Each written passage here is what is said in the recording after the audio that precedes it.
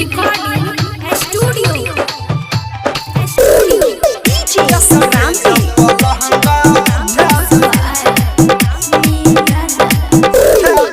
चेहरा चम चम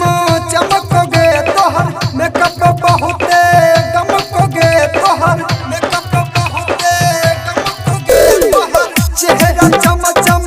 चमकोगे तोहर मेकअप बहुते गमकोगे यसते जब लहंगा उठा दही सब छोरा के मन पगल लाए दही यसते जब लहंगा उठा दही सब छोरा के मन पगल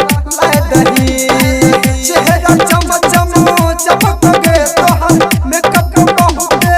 गमकोगे यसते जब लहंगा उठा दही सब छोरा के मन पगल लाए दही यसते जब लहंगा उठा दही सब छोरा के मन पगल लाए दही सब छोरा के मन पगल लाए दही यसते जब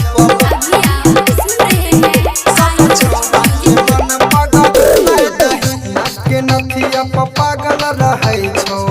छौरा सब रंगी लागे जान मारे छौ तोहर जवानी कते बोया है की लागे सुने छिगे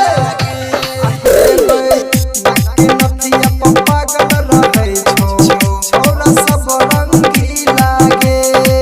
जान मारे छौ तोहर जवानी कते बोया है की लागे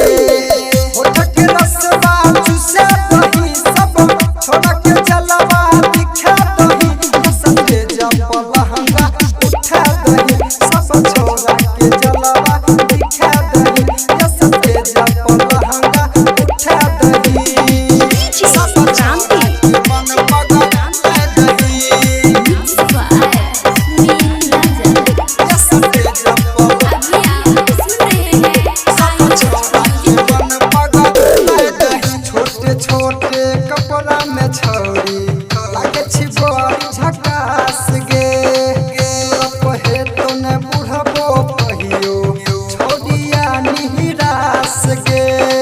छोड़िया निरास गे छोटे छोटे कपड़ा में छौरी लागे छी बड़ी झकास गे